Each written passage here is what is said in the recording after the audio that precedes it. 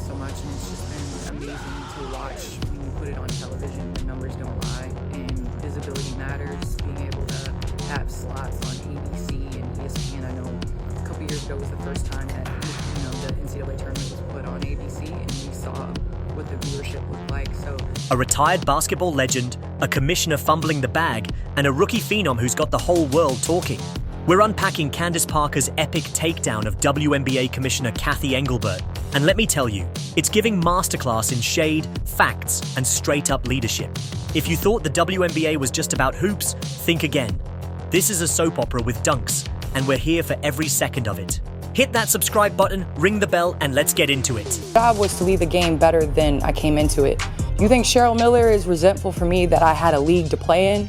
No, she's being the mentor that she is, and she's supporting and loving and sitting courtside cheering on Juju Watkins. And I'm doing the same for Caitlin Clark and all the women in the WNBA. All right, so imagine you're at a family reunion, right? You've got the OGs who built the house, the new kids tearing up the dance floor, and then there's that one auntie who keeps saying the wrong thing at the wrong time. That's the WNBA right now, and Candace Parker just walked in like the cool cousin who knows exactly what's up. On ESPN's First Take, she sat down with Stephen A.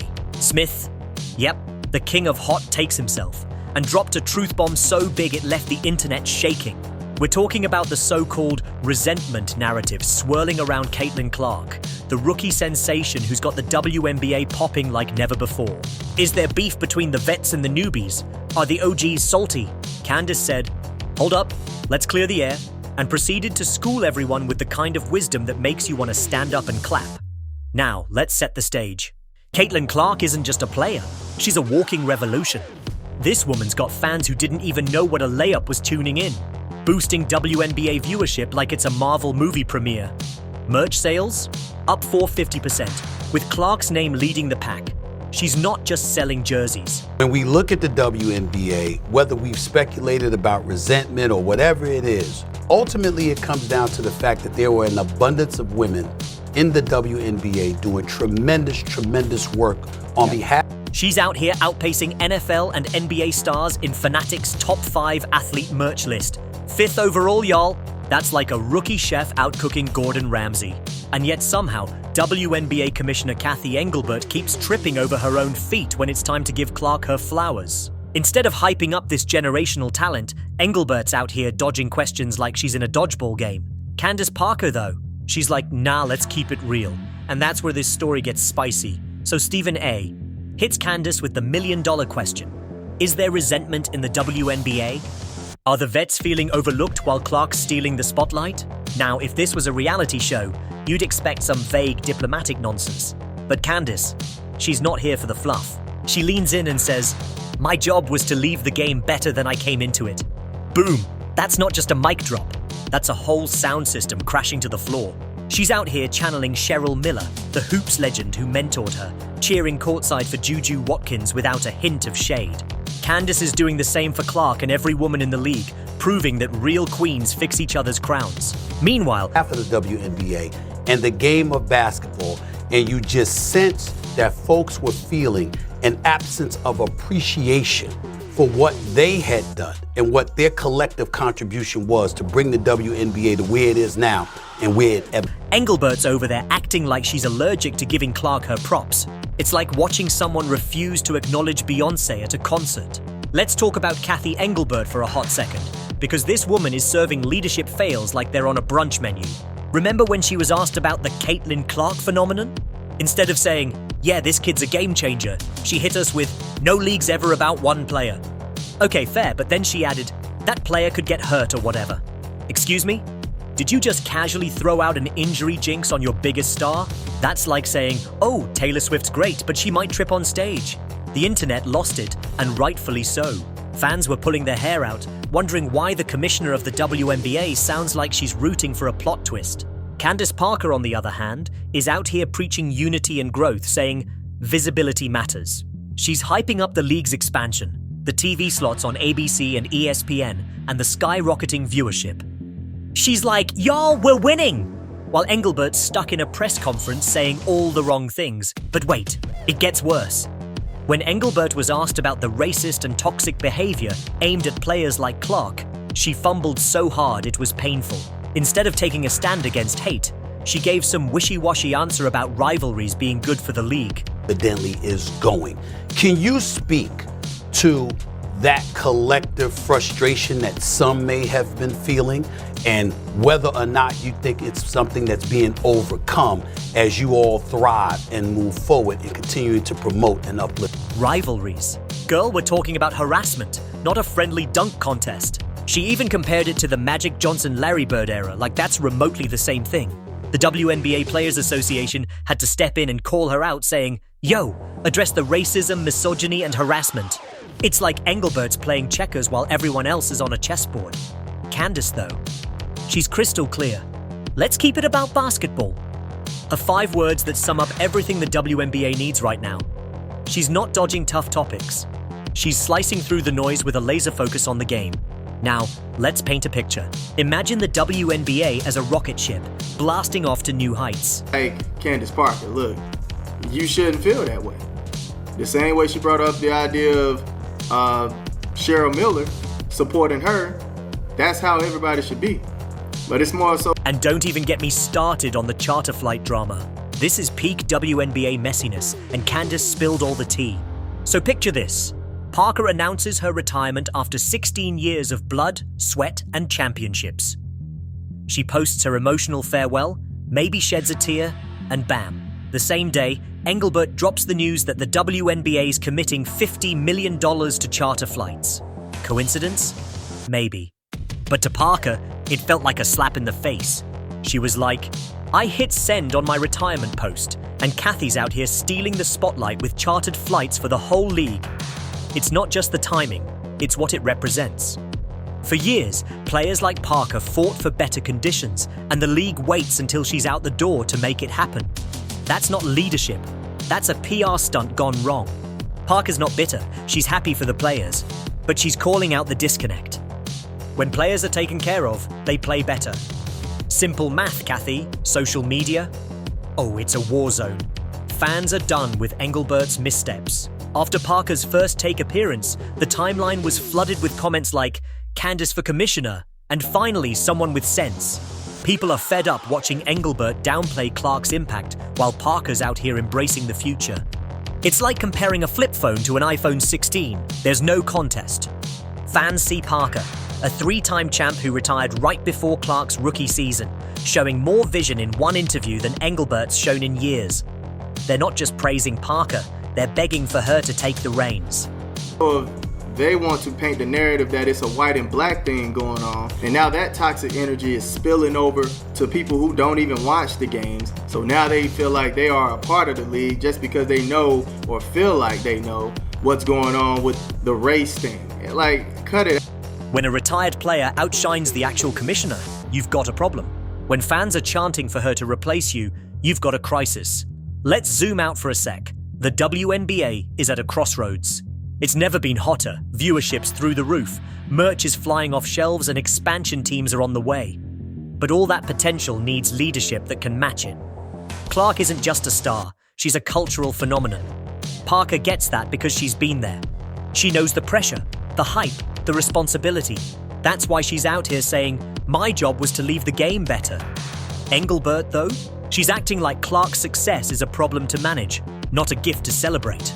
It's like being handed a winning lottery ticket and saying, "Hey, I'll cash it later."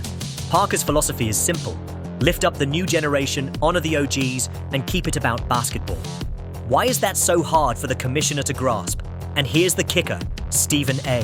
Smith, Clark's biggest hype man, was eating up every word Parker said.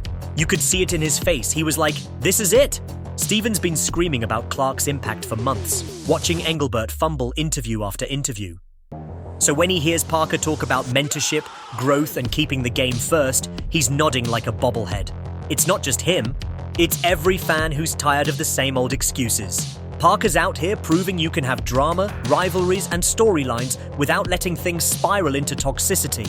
She's like, "I tuned in when KD and Russ bumped shoulders, but let's keep it on the court."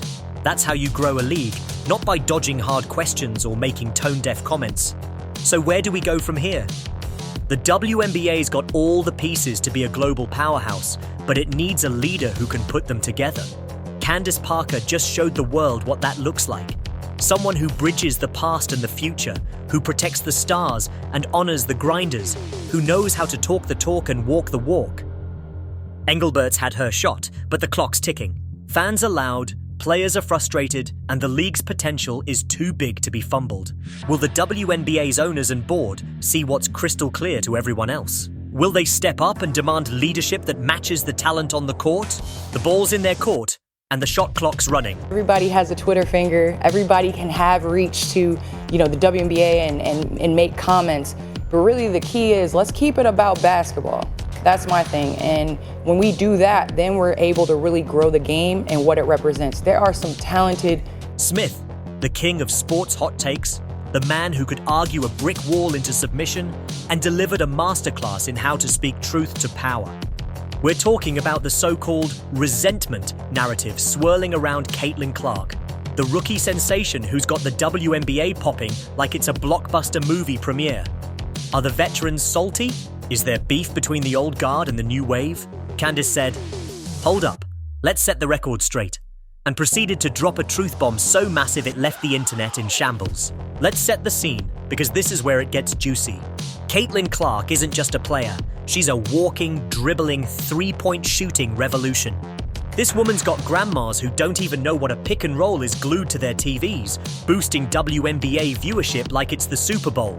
Merch sales up 450% according to Fanatics, with Clark's name plastered on jerseys flying off the shelves faster than free samples at Costco. She's not just selling t-shirts, she's out here ranking 5th among all athletes in merch sales across sports, rubbing shoulders with NFL and NBA heavyweights. That's like a rookie chef walking into a kitchen and outcooking Gordon Ramsay, Bobby Flay, and Ina Garten combined. And yet, somehow, WNBA Commissioner Cathy Engelbert keeps tripping over her own sneakers when it's time to give Clark her props. Instead of hyping up this generational talent, players that have been in this league. But now, because of visibility, listen, I still know the Dominique Wilkins. I still know, all of those players, the Dr. J's and all that stuff. I don't think they're not salty that MJ came along and grew the game. I mean, that's what it is. And so I think that Engelbert's out here dodging questions like she's in a dodgeball tournament. Meanwhile, Candace Parker's like, nah, let's keep it 100. And that's when the real fireworks start. Stephen A. Smith, who's been riding for Clark harder than a hype man at a rap concert, hits Candace with the question everyone's been dying to hear answered. Is there resentment in the WNBA? Are the vets feeling overlooked while Clark's stealing the spotlight like she's Beyoncé at the Grammys?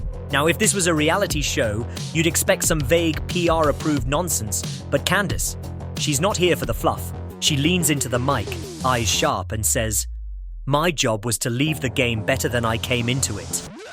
Boom. That's not just a mic drop. That's a whole soundstage collapsing. She's channeling Cheryl Miller, the hoops legend who mentored her, sitting courtside cheering for Juju Watkins without a hint of shade. Candace is doing the exact same for Clark and every woman in the league, proving that real queens don't just fix their own crowns, they hand out crowns to the next generation. Meanwhile, Engelbert's acting like she's allergic to giving Clark her flowers, and fans are not here for it. Let's talk about Cathy Engelbert for a minute, because this woman is serving leadership fails like they're on a brunch menu with bottomless mimosas. Picture this. She's asked about the Caitlin Clark phenomenon, the wave of hype that's got the WNBA trending on every platform from X to TikTok. Instead of saying, "Yeah, this kid's a game changer and we're lucky to have her," she hits us with, "No league's ever about one player." Okay, sure, teamwork makes the dream work, but then she adds, "That player could get hurt or whatever." Excuse me? Did you just casually toss out an injury jinx on your biggest star? That's like saying, "Oh, Taylor Swift's killing it, but she might trip on stage and break her ankle." the WNBA as a whole is in an amazing place. Now it's about business to me. It's about taking care of business and making sure. I would like to see, and I'll say this in the CBA, I would like to see more roster spots, because we can't have 11 or 12 women on a team. You gotta, lean into the player growth and player development. The internet lost its collective mind, and rightfully so. Fans were out here pulling their hair out, wondering why the commissioner of the WNBA sounds like she's rooting for a plot twist in a bad movie. Candace Parker, on the other hand, is preaching unity and growth, saying visibility matters. She's hyping up the league's expansion, the primetime TV slots on ABC and ESPN, and the skyrocketing viewership. She's like, y'all, we're winning, while Engelbert's stuck in a press conference saying all the wrong things. But hold up, because it gets worse. When Engelbert was asked about the racist and toxic behavior aimed at players like Clark, stuff that's been bubbling up on social media and spilling into real life, she fumbled so hard it was like watching a blooper reel. Instead of taking a firm stand against hate, she gave some wishy-washy answer about rivalries being good for the league. Rivalries? Sis, we're talking about harassment, not a friendly three-point contest. She even had the audacity to compare it to the Magic Johnson-Larry Bird rivalry, like that's remotely the same thing. Magic and Larry were trading buckets, not dealing with trolls spewing hate online. The WNBA Players Association had to step in and call her out, saying, "Yo, Kathy, address the racism, misogyny, and harassment." It's like Engelbert's playing checkers while everyone else is on a chessboard, and the fans are tired. Candace, though? She's crystal clear. Let's keep it about basketball. 5 words that sum up everything the WNBA needs right now. She's not dodging tough topics. She's slicing through the noise with a laser focus on the game. Happening. Tell us what happened. Tell us when it happened. Tell us the measures that you plan to put in place to stop this from happening. Put a name on it, Kathy. You come out and talk to the league. You come out and talk to the media. You come out and talk to the fans about what's going on.